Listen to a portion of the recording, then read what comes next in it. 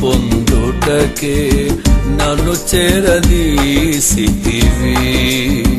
జీవ కిరీటము నే పొందుటకే నన్ను చేరదీసితివి. ఇది ఏ ధన్యత, ఇది ఏ ధన్యత, ఇది ఏ నా ధన్యత.